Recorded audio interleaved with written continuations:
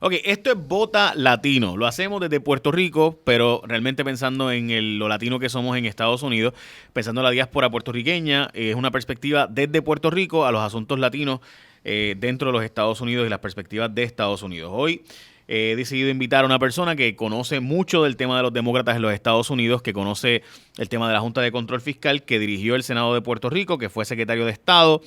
Actualmente se dedica al mundo del cabildeo. Vamos a explicar qué rayos es eso del cabildeo en Washington y cuán importante es el cabildeo en Washington, que por si acaso usted tiene alguna idea de cuán importante es, pues debería estar bien pendiente del programa de hoy. ¿Qué es eso de cabilderos y qué hacen también? Es bien importante, de eso vamos a hablar hoy con Kenneth McClintock. Hernández, by the way, es el segundo apellido. ¿Cómo está, Hernández, Kenneth? porque tengo madre y tengo Sí. patria. ¿Cuál es tu patria? Puerto Rico. Uh.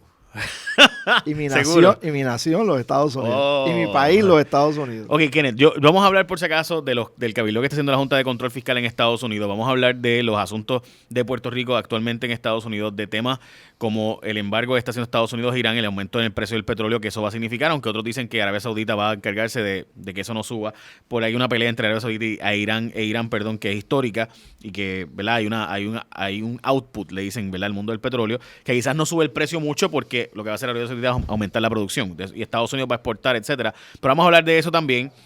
Vamos a hablar un poco de lo que está pasando desde la perspectiva de los candidatos a la presidencia de los Estados Unidos demócratas, entre ellos como Mayor Pete se ha convertido en el tercer candidato, ha subido de 1% que estaba en la encuesta. ¿El Pete qué? Buttigieg. Ah, ok. Mayor Pete, o sea, el alcalde Pete. Pete for America. Exacto. ¿Cómo está, Kenneth? Saludos. Muy bien. Y, Qué bueno. y te felicito por este programa, porque creo que es importante que establezcamos vínculos en los medios sociales con nuestros puertorriqueños del continente, que son la mayoría, que son los que decidieron irse para allá y buscar la calidad de vida allá y no esperar por allá.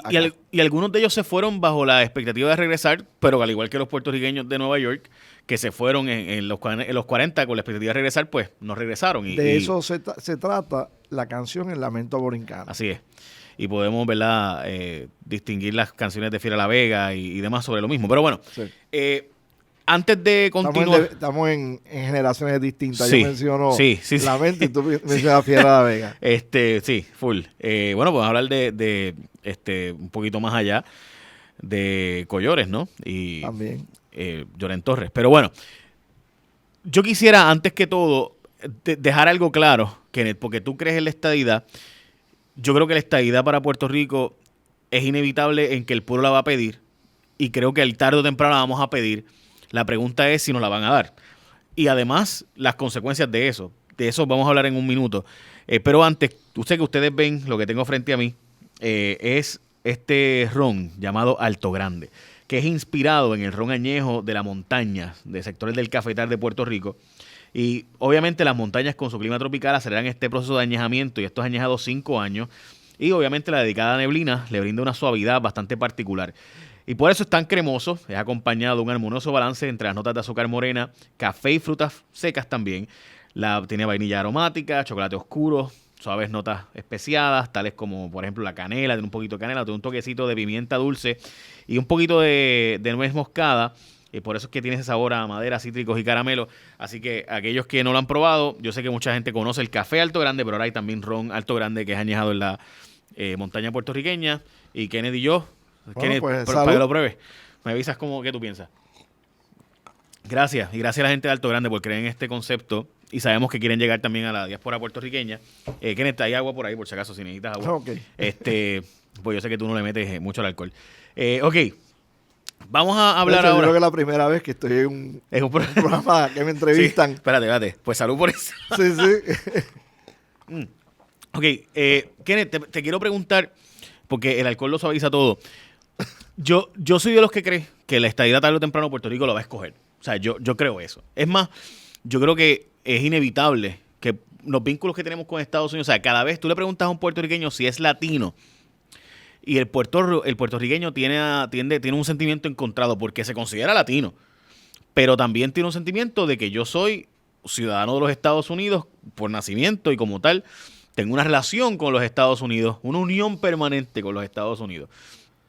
Pero los problemas son otros. correcto, son bien distintos. Pero hay que ser solidario también. Ese es el problema, o sea, el problema de los hermanos latinoamericanos, mexicanos, dominicanos, etcétera, y ahora también los cubanos, by the way, que recuerda que se acabó el concepto este de que pie seco y pie mojado. Nos hace nosotros tener issues distintos. O sea, el issue principal es un issue migratorio en el caso de los hermanos latinoamericanos. El issue principal de nosotros es el sostenimiento, la dependencia que tenemos hacia los Estados Unidos. Y yo creo que la independencia económica es probablemente lo que deberíamos aspirar, independientemente de nuestra independencia política. No, y la dependencia corporativa sobre Puerto Rico. De acuerdo.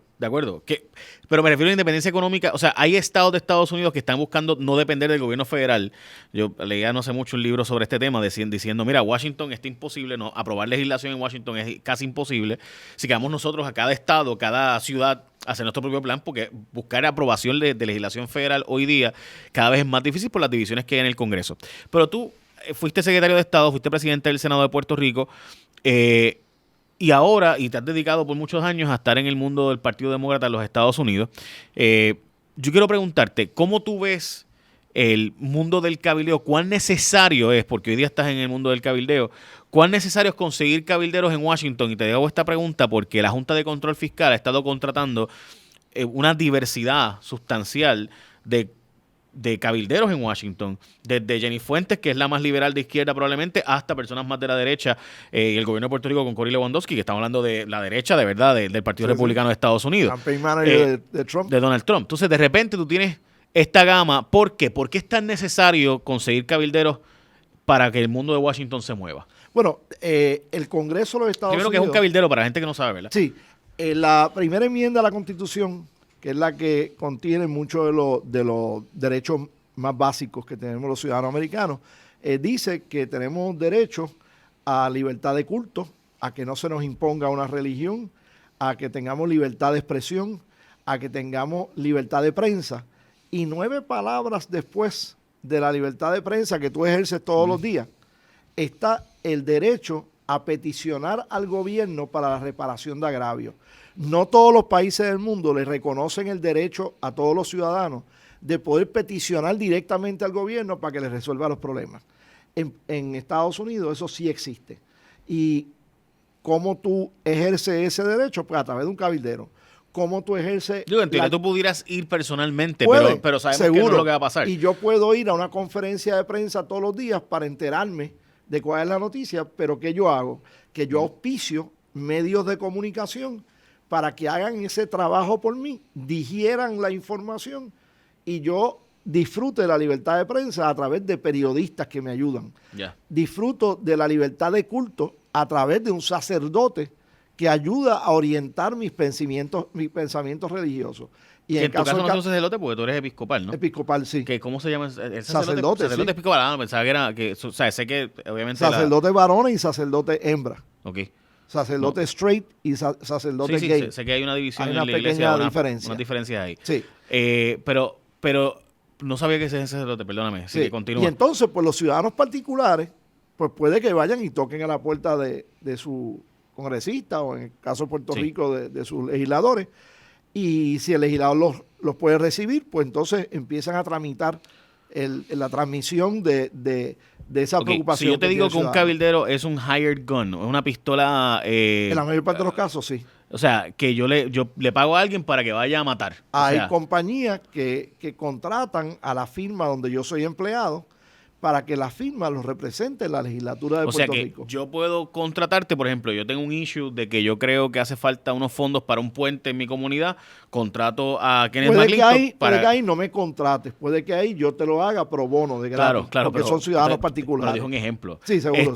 Ok, vamos a suponer que una industria... Tú produces ron alto grande y tú contratas a un cabildero para que me represente ante la legislatura, logrando alguna legislación que yo entienda. Por ejemplo, van a ponerle un impuesto, esto es un ejemplo real, vamos a poner un impuesto adicional a las bebidas alcohólicas y yo te contrato para que tú vayas ahí a orientar a los legisladores Sí. La pregunta es, ¿cómo se orienta? Porque mucha gente lo va a tomar como que no es orientarlo, sino comprar legisladores. Lo más importante es la verdad, de que tú vengas y le expliques, mira, cuando tú aumentas una contribución, eso aumenta el precio del producto. Cuando tú aumentas el precio del producto, vas a tener por lo menos temporalmente una merma en la venta del producto, y cuando tenga una merma en la venta del producto, el dinero que tú creías que iba a recaudar más, puede que no lo empieces a recibir tan temprano y te tarde 1 o 2 años lo que te empiece a llegar y te va a descuadrar el presupuesto. Eso es una verdad. Bueno, pasó y actualmente está pasando que hay unos rones que se fueron a las Islas Vírgenes y unas firmas de cabilderos fueron contratadas para buscar legislación de evitar que, que esos rones lograran unos incentivos, o sea, que se diera un montón de dinero. Vamos a decir específicamente, Captain Morgan era un ron que se producía en Puerto Rico, las Islas Vírgenes, a cambio de llevárselo para allá, le dijo, mira, tráeme para acá a hacer tu ron acá y a cambio de eso yo te voy a dar una tonga de dinero del arbitrio que se devuelve a las islas, a los territorios. Y muchas veces lo que tienes que persuadirlo es que en el caso de contribuciones que dependen de las ventas de un producto, la mejor manera de recaudar es ayudando a que las ventas aumenten, no a base de a las ventas que hay cobrarle más, que puede entonces equivaler a que se venda menos. Te voy a dar un ejemplo. ¿Cuán probable es que yo logre legislación en Washington sin cabilderos? Muy poco probable. Hay 535 congresistas. ¿Cómo yo me aseguro de que entre los 100 senadores y 435 representantes, cómo yo me aseguro que ese mensaje llegue a todos ellos? ¿Cómo se logra eso? No se logra meramente a través de un anuncio de periódico, no se logra a través de presentaciones en televisión ni nada de eso. Se logra como se logra la mayor parte de las cosas, de persona a persona. Y entonces tienes que tener cabilderos que tengan una estrategia de cómo llegarle a suficientes congresistas y senadores para que el mensaje llegue y para que ellos reaccionen a ese mensaje. Perdona que te haga esta pregunta, pero tú recibiste cabilderos como presidente del Senado, sí, como secretario de Estado, recibiste y ciudadanos particulares. Sí, no, lo sé. Yo más del pero 90% de las citas que se me pedían se concedían. En algunos casos, si no se concedía una cita, era porque había una duda de que hubiera problemas de comunicación y se asignaba entonces a un ayudante para que fuera el que atendiera a la persona. Sí, sé que funciona así, pero te pregunto, ahora en el otro lado, en el lado del cabildero, ¿cómo uno sabe, o sea, cómo yo sé dónde está esa zona gris, dónde está esa línea de la parte que es legal y la parte de, tú sabes, yo puedo recoger no puede haber quid pro quo. No, claro, yo estoy yo claro. no te puedo dar algo a cambio de algo. Pero dime, ¿cómo no está en la penumbra eso? ¿Cómo no está en la sombra de esa conversación? O sea, yo llego a donde ti, por ejemplo, yo llegaba a donde el secretario de Estado de Puerto Rico o en el presidente del Senado, que es más fácil, ¿verdad? Yo voy donde el presidente del Senado y pido una reunión. Y le digo al presidente del Senado, presidente, yo necesito que esta legislación se pase. By the way, yo tengo un fundraiser en estos días, si querés, mis amigos, eso no se puede hacer. No puede en la misma conversación hablar de dos cosas. Pero se sabe que a la larga esta persona va a hacer un fundraiser y probablemente, va a recoger dinero para este candidato. Mira, yo he cabildeado personas del partido opuesto y nunca le he dado un donativo, ni he procurado que se le dé un donativo a esa persona. O sea, los donativos son otra cosa. Son una manera que tú expresas tu apoyo en una democracia a una persona. Porque en la medida que yo recibí un donativo, pues podía poner anuncios y con esos anuncios capturaba más votos, pero eso no tenía que ver ¿Hay alguna legislación que se apruebe en el Congreso sin cabilderos? Sin cabilderos. Yo no recuerdo de una. Debe haber alguna así bien patriótica, motherhood and apple pie issues, como le dicen en inglés. Pero normalmente tú vas a tener cabilderos. Hay razones bien simples y bien sanas. O sea, el cabildero efectivo te ayuda a entender el issue rápidamente y a ver los pros y los cons de los issues, para que tú no tengas que estar dedicando una cantidad exagerada de tiempo a estudiar un asunto. Pero hay cabilderos a favor, por ejemplo, de que la industria del tabaco siga vendiendo. Hay cabilderos a favor de la industria del tabaco. Sí. O sea, que de las causas más complicadas de defender hay gente que está dispuesta a recibir ese contrato y se le paga dinero para ir a cabildear a favor de esa industria. Eso ocurre. Bueno, todo es como la abogacía. Tú eres abogado, si fueras un abogado criminalista, que no creo que lo sea, y te viene alguien y te dice, mira, yo maté a mi mujer y a mis 3 hijos, me están acusando y necesito un abogado de defensa. Pues tú tienes casi una obligación ética de asegurarte que gracias a ti o a otro abogado que tú lo refieras, esa persona reciba el derecho constitucional también a recibir una defensa adecuada. Pero Kenneth, ¿dónde? O sea, no hay una raya, ¿no crees que se está pasando la raya? Te pregunto esto porque, mira, los otros días estaba viendo los números de recaudación de fondos de Bernie Sanders y de Beto O'Rourke y otros. Y honestamente, básicamente esta gente se levanta en la mañana y lo primero que hace en su mañana, en vez de leer el periódico, tomarse un café y poder rascarse ante el espejo y lavarse los dientes, es hacer un par de llamadas para fundraise, o sea, para conseguir dinero. Se va, termina esas 2, 3 llamadas, se lava la boca y tiene que hacer más llamadas para conseguir dinero. O sea, A mí no me gustaba, como político, la función de tener que recaudar dinero. pero la presidencia de Estados Unidos y el Congreso se ha vuelto, No. es algo que simplemente, o sea, no es como si no Pero- hicieras nada más. Pero lo que yo hacía era que yo delegaba esa función en personas que eran buenas recaudando fondos. Y ellos eran los que se encargaban de eso. Yo sí, pues, iba al cóctel o iba al desayuno. Sí, pero hay iba a lo cierto que nivel de fuera. donantes que si no lo llama directamente el candidato, o sea, de nuevo, Bernie Sanders digo un ejemplo, pero Beto O'Rourke, por ejemplo, recaudó $6 millones en una noche. O sea, claro, en el caso de él son donaciones distintas, pero Es que hay donantes y hay inversionistas.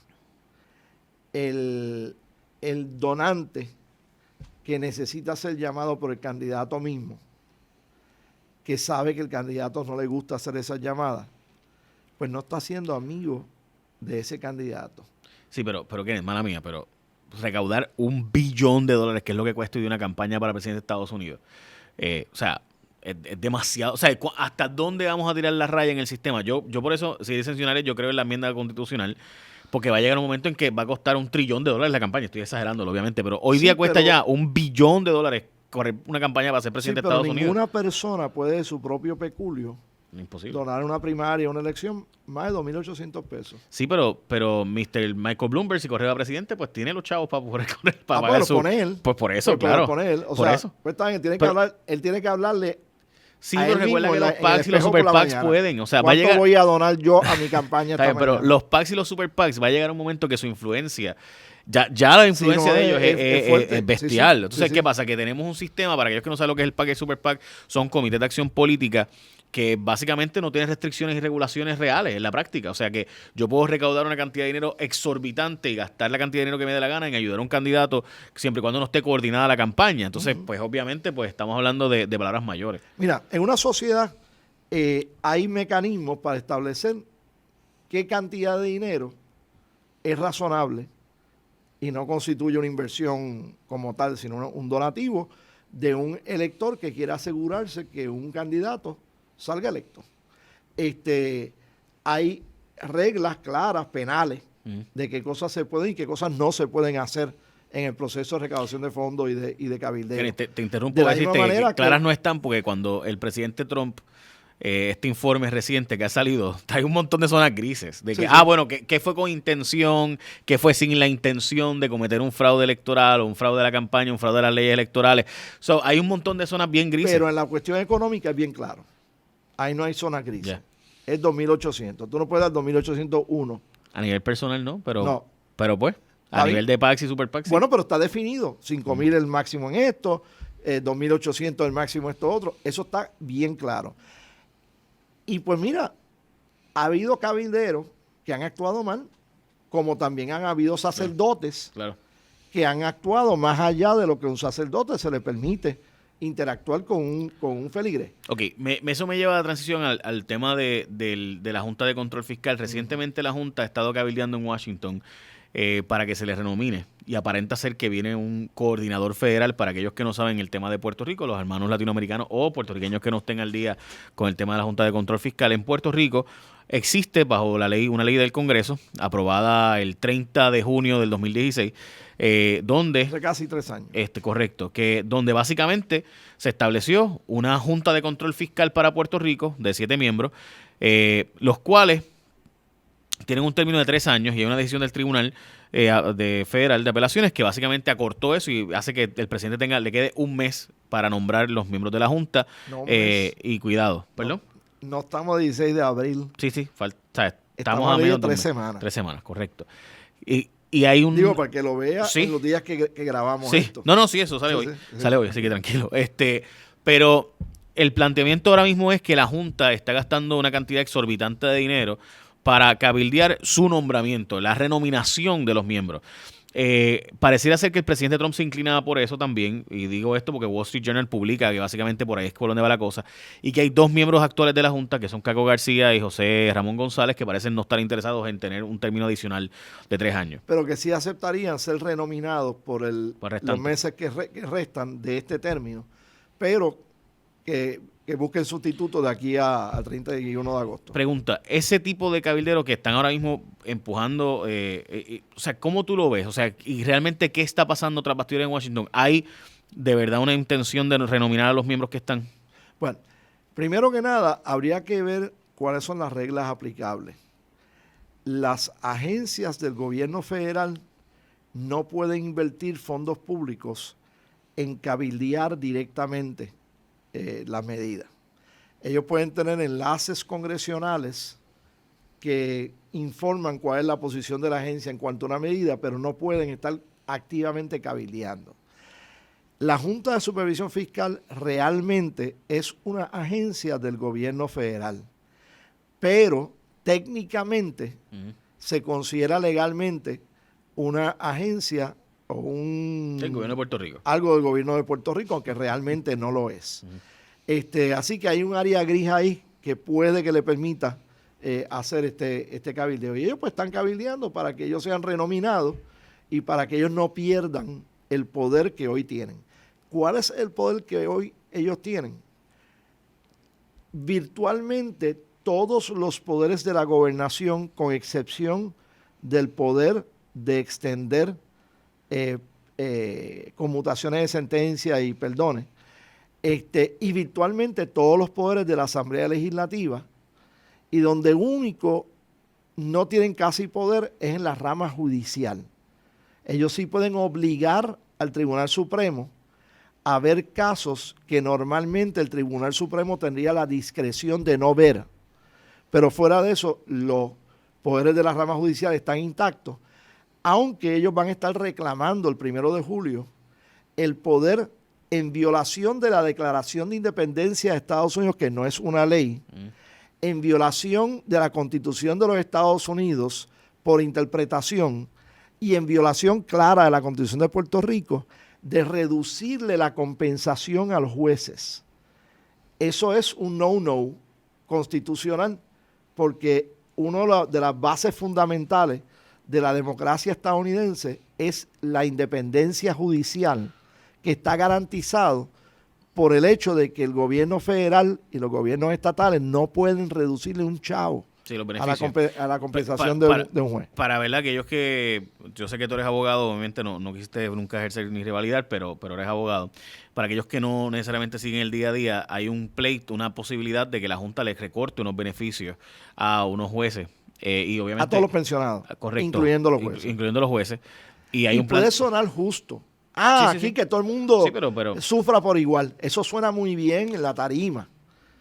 Pero en puro derecho constitucional, los jueces tienen un derecho atenta contra la independencia judicial, que yo diría que es uno de los 5 valores principales de la democracia estadounidense. Para aquellos que no han seguido, ¿verdad? Se les recortarían pensiones a todo el mundo, incluyendo a los jueces. Y entonces, al incluir a los jueces, pues ahí hay un problema constitucional, que obviamente van a hablar de los jueces, a mí no me puedes tocar ni un peso, porque aunque sean mis beneficios y no mi sueldo, me estás cortando mis beneficios económicos, cuando a mí la Constitución me asegura que mi sueldo y mis beneficios no van a ser tocados. Sí. Y dicho sea de paso, estoy argumentando contra interés, porque yo tengo una pensión del gobierno de Puerto Rico, a mí sí me van a recortar. Y si no le recorta a los jueces, me vas a tener que recortar más a mí. Así que estoy hablando en contra de mi propio interés. No, estamos claros. Pero estoy defendiendo la Constitución de los Estados Unidos. Pero ahora mismo hay un gasto que se está haciendo por parte de la Junta. ¿Tú crees que va a ser efectivo? ¿Va a lograr su cometido de que sean renominados estos miembros? Sí, aparentemente se está cuajando algo para renominar lo mismo, sin tomar en consideración sus cualificaciones, de reconfirmarlo por los 2 meses que quedarán, 2 meses y medio que quedarán de sus términos, para entonces darse un poquito más de tiempo, de entonces evaluar a quién el presidente va a nombrar para el término que comenzaría el 1 de septiembre. El 1 de septiembre empezaría otro término de una nueva junta que sería por 3 años. El movimiento no es para dejar a esta misma junta por 3 años más, sino solamente 2 meses y medio más. Ahí no sé, ahí no sé. Ahora, también te digo que el rumor que irresponsablemente corrió en la prensa esta semana de que quizás iban a nombrar a Luis Fortuño como miembro, como presidente de la Junta de Supervisión Fiscal. Yo creo que cuando uno va a transmitir un rumor, y el periodista tiene derecho a hacer lo que le dé la gana, tiene una responsabilidad básica de por lo menos mirar el trasfondo. Y si el periodista ha leído la ley promesa, sabe que ningún exfuncionario electivo, como yo, y como los gobernadores, y como todos los demás legisladores y eso, no cualifican para ser nombrados. Sí, la propia ley excluye. O sea que es un rumor que tú lo matas antes de transmitirlo, pero lo transmitieron porque... Bueno, en el momento que se pensó, yo había escuchado el rumor, y también de Pierluisi, pero no para que fueran miembros de la Junta, sino estuvieran como parte de los ejecutivos de la Junta. O sea, como lo que sería Natalia Yaresco y la directora ejecutiva de la Junta, pues que uno de ellos fuera uno de los ¿verdad?, empleados. Yo dificulto mucho que yo, siendo Luis Fortuño o Pedro Pierluisi, me interese ser el director de la Junta. Yo, honestamente, les va mucho mejor la empresa privada cobrando mucho más. Que mucha gente va a decir, Natalia Yaresco cobra 600 y pico mil. Esos muchachos no les va mal, gente. Nada, ok. Vamos al próximo tema. La presidencia de Estados Unidos. ¿Qué candidato? Obviamente, Mayor Pete Buttigieg. Pues ha logrado subir dramáticamente en los números, pero no es la primera vez que un candidato a la presidencia se le baja. Me acuerdo cuando Herman Cain, en los republicanos, parecía la estrella y de repente se estrelló cuando salieron un par de casos de hostigamiento y asuntos, ¿verdad?, de líos anteriores en su vida privada. Ya no pueden nombrar ni a la Reserva Federal. No pueden nombrarlo a nada, o sea, literal. El presidente trató y obviamente pues no pudo. Lo mismo pasó en otros momentos con diferentes candidatos han tenido momentums y a veces piquean, o sea, suben demasiado rápido y vuelven a caer. Elizabeth Warren parece ser que se está bajando su profile, o sea, en vez de estar subiendo, que era lo que mucha gente pensaba que poco a poco iba a subir con sus propuestas populistas, con las cuales, by the way, yo estoy muy de acuerdo con muchas de ellas. La verdad es que no ha subido. Obviamente no eres contable. No. Si no, si lo miramos los números cuestan. O sea, mi problema con ella es que yo pienso que sus propuestas son buenas, pero hace falta decirles de dónde va a salir el dinero. Sí. Y ese es el problema de lo mismo Bernie Sanders. O sea, Bernie Sanders no dice de dónde va a salir el dinero salvo un aumento de impuestos, que es la verdad a la larga, ¿no? Ok, Kenneth, te pregunto, ¿quién tú crees que va a ser el candidato a la presidencia de Estados Unidos dentro de esto, siendo que obviamente Joe Biden todavía no ha oficializado el asunto? Porque no te doy primero los números ganadores del Powerball de la semana que viene. O sea, no obviamente no hay forma de saber. No, pero tu impresión de quién está haciendo un papel que tú digas, este papel, a mí me parece que Kamala Harris es ahora mismo, por ejemplo, en mi caso, es la candidata que uno ve que está en el top siempre, no está bajando, sus números son estables. Por tanto, su posibilidad de subir está ahí, es bastante fuerte. Si tú me hubieses preguntado para esta misma época, en abril o mayo de 1991, yo no te hubiese contestado que el gobernador de un pequeño estado sureño, Clinton, entre los 3 estados más pobres de la nación, iba a ser el próximo presidente de los Estados Unidos, Bill Clinton. Así que yo creo que es muy temprano llegar a conclusiones. ¿Hay algún candidato que te parezca que está haciendo un papel que hay que ponerle el ojo? Además de Mayor Pete, que obviamente todo el mundo le está poniendo el ojo. Yo, primero que nada, estoy inclinado a votar por alguno de los candidatos que ahora o en el futuro anuncien su apoyo a la estadidad para Puerto Rico. Ya van 3 que han endosado la estadidad para Puerto Rico. Sí. Y habrá más.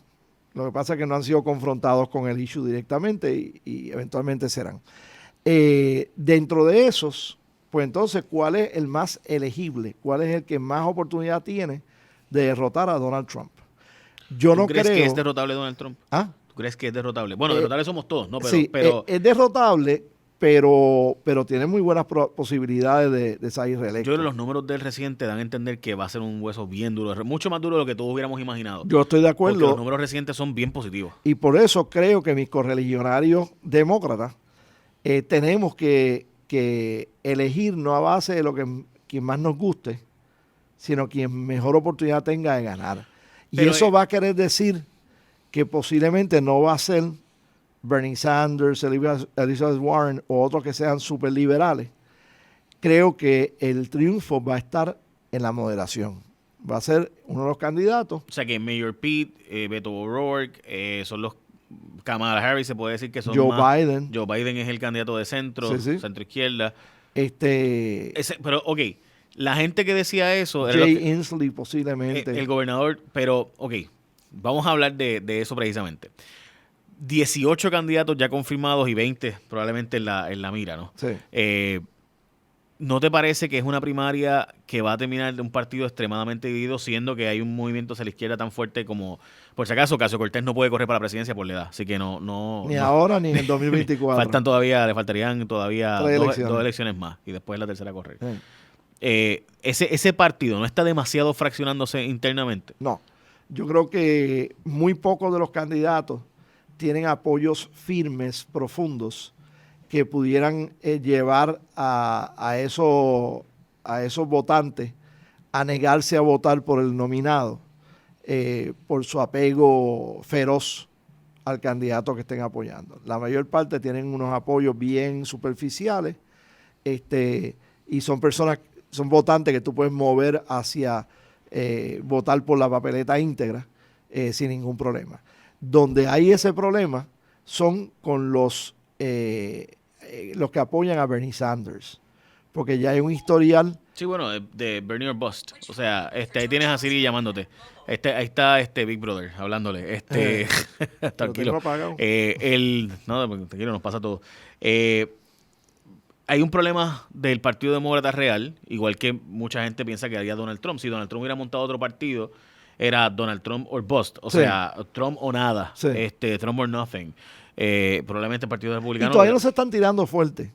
No hemos llegado todavía a esa etapa, pero va a llegar. Va a llegar. Sí. El Partido Demócrata va a empezar por ejemplo, la tiradera. Creo que el issue que comparten Bernie Sanders y Joe Biden, de la edad, no va a ser un issue en la elección general. Porque el candidato republicano va a ser un candidato de 74 años de edad. Yeah. Y para la mayor parte de los electores, la diferencia entre 74 y 76 o 74 y 78 no es mucha. Ok, por último, el concepto de la Junta de Control Fiscal Puerto Rico y el voto latinoamericano en Estados Unidos, se pensó en un momento que el voto puertorriqueño iba a ser demócrata. Yo creo que en la elección reciente de Rick Scott muestra que el puertorriqueño sí está dispuesto a votar republicano.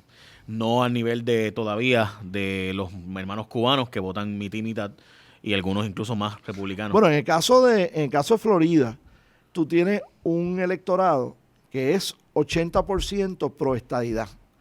Y la estadidad no es el issue principal ni el único issue para esos electores. Ellos tienen su issue locales de calidad de vida. Pero cuando tuviste a un Bill Nelson que se resistía a reiterar lo que ha dicho antes, que él apoya la estadidad para Puerto Rico, y tiene a un Rick Scott que no perdía oportunidad para reiterar su apoyo a la estadidad para Puerto Rico, eso es un factor que te puede mover unas cuantas decenas de miles de electores y llevar a que él tuviera un porcentaje más alto, no mayoritario, pero más alto de lo que normalmente llevaría un candidato republicano. Un republicano en la población puertorriqueña con 40% de apoyo es un número bien alto, es un número sustancialmente alto. Sí, bien alto. Y ese número me parece a mí que significa que el elector puertorriqueño sí está dispuesto a votar republicano, siendo que, además hay que decirlo, hay grupos como los Koch brothers y demás que tienen oficinas cabildeando directamente o moviendo el voto puertorriqueño y hablando al oído al puertorriqueño de la Florida de que, oye, pero tú eres conservador. O sea, los puertorriqueños tienen una relación con el Partido Demócrata histórica, pero en la práctica los puertorriqueños somos conservadores en versus el sí, o sea, el puertorriqueño en issues sociales ha sido en el pasado, y esto producto de las encuestas, no es pro LGBT, no es pro aborto, no es pro divorcio, aunque la mitad de los puertorriqueños nos divorciamos. Sí, nosotros somos conservadores. Somos conservadores. Digo, yo menos que otros, pero somos conservadores. Los dos somos mucho menos conservadores que el puertorriqueño promedio, pero seguro. El puertorriqueño promedio es conservador. ¿Por qué los republicanos no han sacado más votos en Puerto Rico? O tener más apoyo en Puerto Rico. Bueno, primero porque nunca ha habido una elección demócrata versus republicano en Puerto Rico. Eventualmente lo habrá bajo la estadidad. Muchos puertorriqueños no conocen bien los detalles de qué es ser demócrata o qué es ser republicano. Y yo creo que Puerto Rico, el día que sea Estado, no va a ser un Estado sólidamente azul, azul siendo el color del Partido Demócrata, no es del PNP. Sí. Va a ser un partido, un electorado más swing, lo que Roberto Prats llama un electorado péndulo, que va a depender de qué issues se levanten y qué candidatos se postulen. Y va a ser una competencia feroz. La economía, principalmente, yo pienso que será el issue en Puerto Rico, siendo que la mayor parte de los puertorriqueños se van a base de una situación económica real. Pero a los puertorriqueños les gustan los programas federales de manutención y de ayuda. Demócrata. Que yo creo en muchos de esos programas. Pero cuando el puertorriqueño alcanza cierto nivel de progreso económico, pues no le gusta la idea que le quiten 38% de su sueldo en contribuciones. Y entonces seguro, ahí se torna más republicano. Nos gustan los servicios, no nos gusta pagar por la forma en la que se llega a esos servicios. Seguro. Kenneth, gracias por tu tiempo. Seguro. Otro día seguimos hablando un rato. Me gustaría que traigamos entonces un poco el concepto de traer, y me interesa tocar el tema de las primarias demócratas recurrentemente en el programa y empezar a tener más este tipo de conversación. Porque a la larga a los puertorriqueños, nos guste o no, mientras tengamos una relación con Estados Unidos que probablemente sea para siempre. O sea, hay que decir algo, y esto es importante. Mucha gente piensa que uno es arrodillado o estadista o proamericano cuando uno toca los temas de Estados Unidos. O sea, la portada del periódico El País en España muchas veces es lo que está pasando en Estados Unidos. O sea, la portada de los periódicos del mundo muchas veces son issues internos de Estados Unidos. La portada de The Economist, que es mi revista favorita y presumo que a ti te gusta mucho, pues básicamente es en gran medida, en muchísimas ocasiones, es las cosas que están pasando en Estados Unidos. Porque es la economía más poderosa del mundo. Oye, también es la de China. O sea, así que... Y una guerra nuclear no se va a limitar a quien disparó o quien recibió el disparo. O sea, hablar de los issues domésticos de Estados Unidos, internos de Estados Unidos, nos implica a todos, seas estadista, seas independentista. De hecho, probablemente los independentistas tocan más el tema de Estados Unidos que muchos estadistas. Pero bueno, esos son otros 20 pesos. Muchas gracias, Kenneth McClintock. Adelante. Mira, gracias a la gente de Alto Grande por habernos auspiciado el programa de hoy. Y por si acaso, traje a Kenneth porque, además de todo, nos hace falta alguien que esté en el juego. ¿Y quién está en el juego de Washington? Y cómo funciona el mundo allá en Washington del cabildeo, del Partido Demócrata, de cómo se lleva los mensajes allá y cómo se logra que se mueva el Congreso a favor de uno. Kenneth, te pregunto, ¿tú crees que los fondos federales empiezan a llegar? ¿Viene un coordinador federal o no? Y con eso nos vamos. Yo creo que va a venir algún tipo de funcionario federal que va a estar velando de en qué se usa el dinero y que va a estar ayudando a impulsar en la burocracia para que el dinero llegue más rápido de lo que estaba llegando. Pero viene un tipo de control. No juntas, me refiero a un coordinador de control. Sí, algo así debe llegar. ¿Para cuándo? Porque todo el mundo sabe que viene. La cosa es que llevamos como 2 meses discutiendo si viene o no viene. Yo creo que será en la segunda mitad de este año. Ok. Gracias, Kenneth. Lo veremos. Veremos a quién nombran entonces a ser ese coordinador entre la Casa Blanca, los fondos federales que llegan a Puerto Rico y Puerto Rico. Adelante. Gracias, Alto Grande. Salud.